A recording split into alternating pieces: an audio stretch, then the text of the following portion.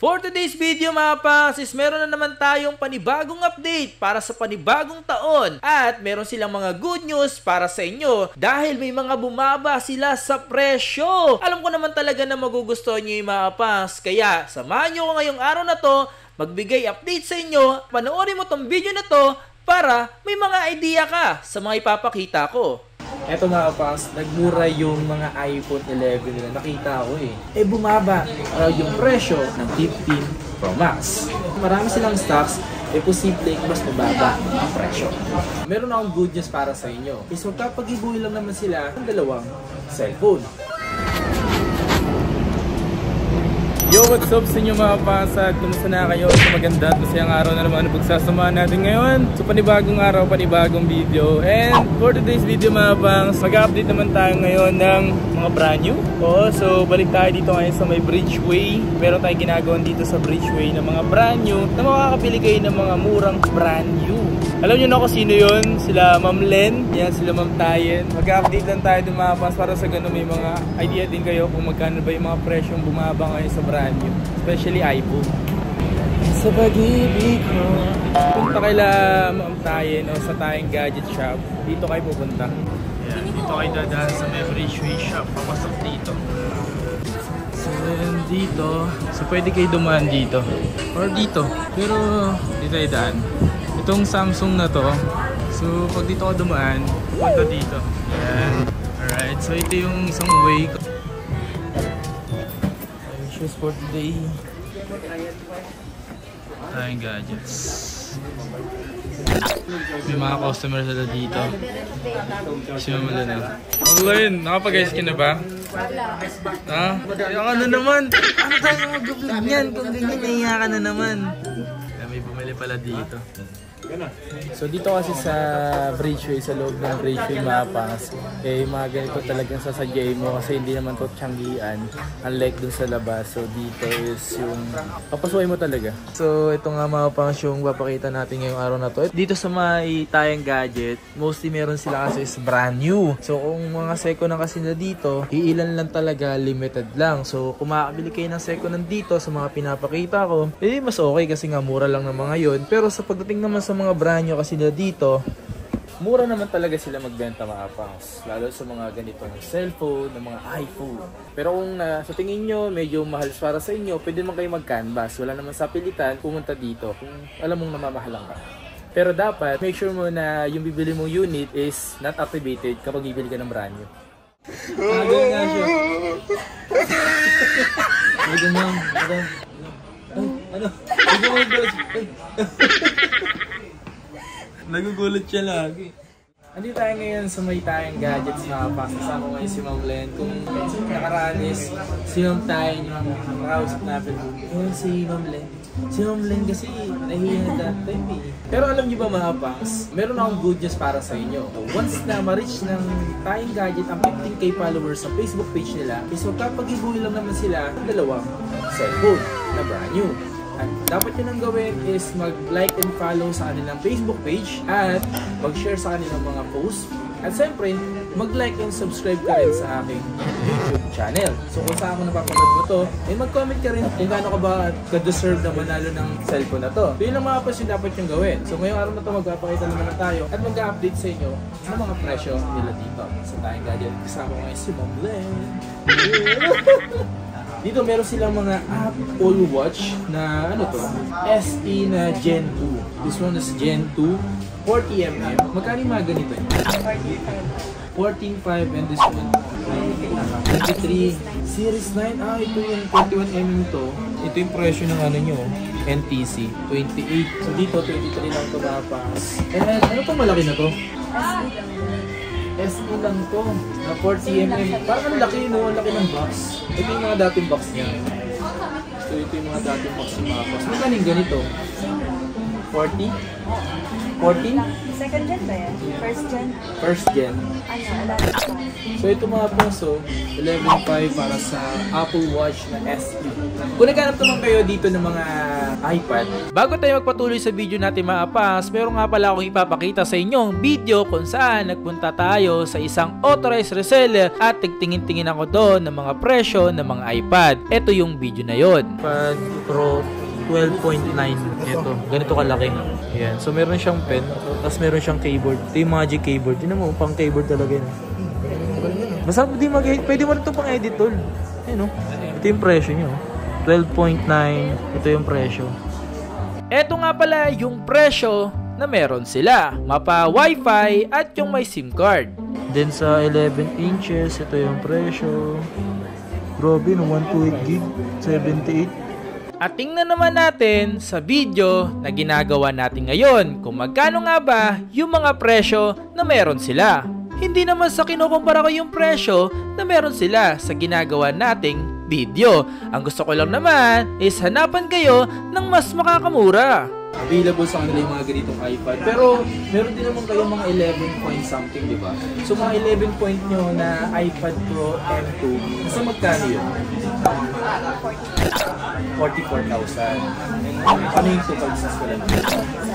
47. Kasi ito nga, sa personal na ito, sobrang laki na ito, yung ganitong 12.9. So dito meron sila dito ng iPad Pro na M2 na 12.9 na 2560. Magkano yung ganito? 67. And then check nyo rin sa Wi-Fi cellular. Wi-Fi ito.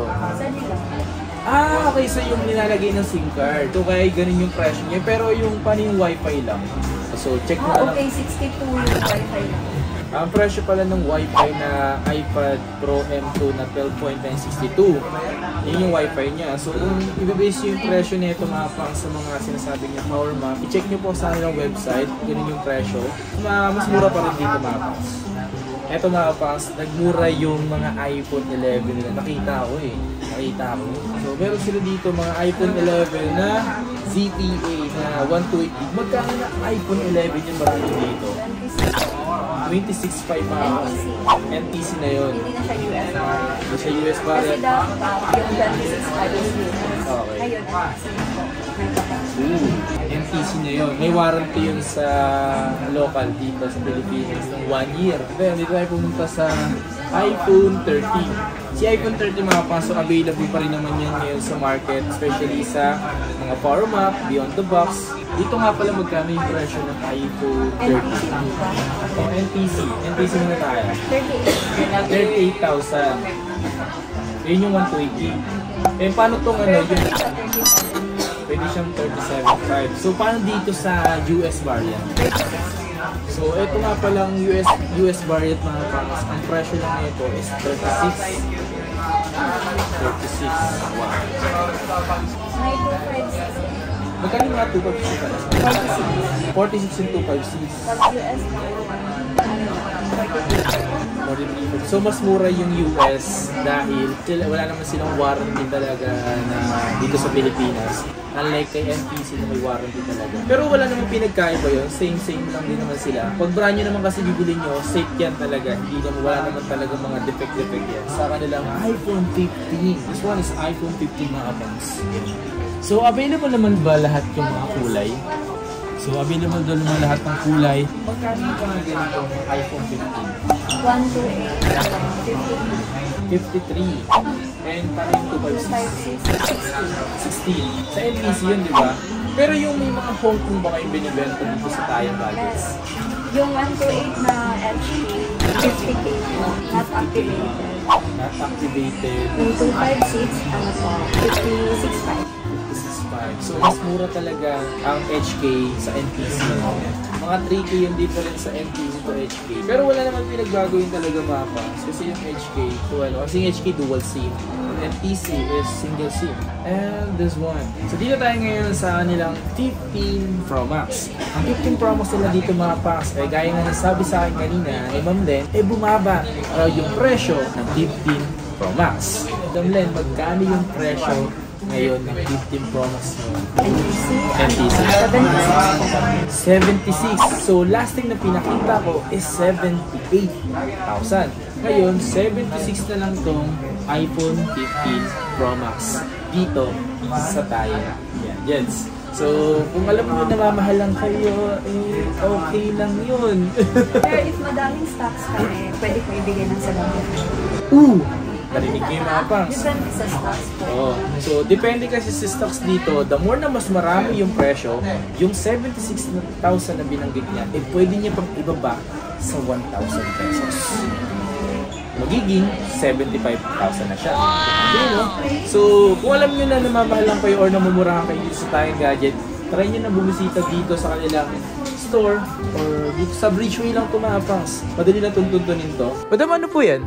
Di ko pala nasabi yung 5 log na price. 88 para siya. 88 yung presyo. Yung magkano yung HK? Neto? 84. So ito mga pangs 512 na 84 na HK. Sa NTC is 88,000. Ayan. So available yan din sa Tayong kasi hindi yata nabanggit kanina.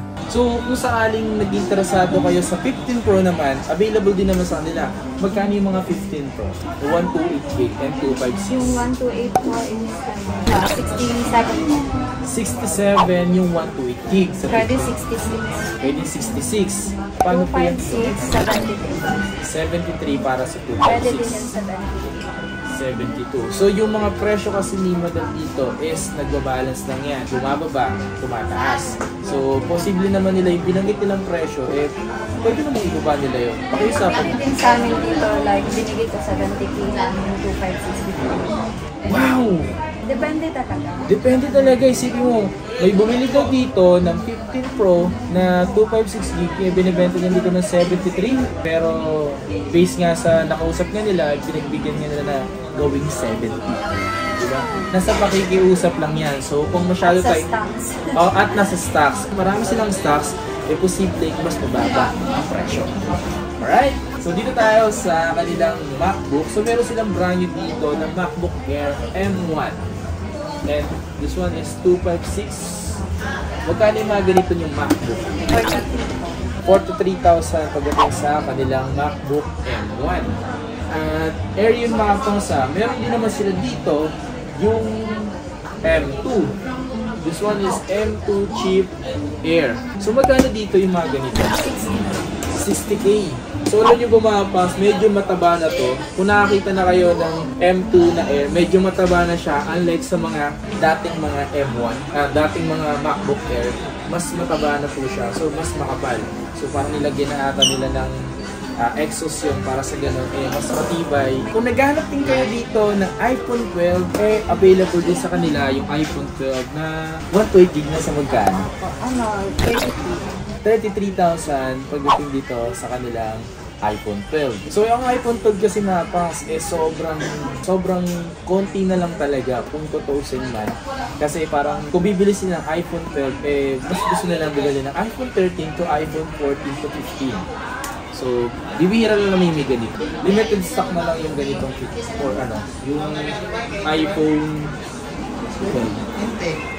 12. Ang balita ko meron daw po kayong good news ipapag-giveaway. Totoo po ba yun? Yes po, Magandang balita ako, meron na po kang ipapag-giveaway. Totoo po ba yun? Yes po, kami, yan, ang dalawa is mag-like and share sila sa mga posts natin. And once na ma-reach yung 15K yes, followers. 15K followers. Ayan, may so, FB page kami na Tayong Gadget.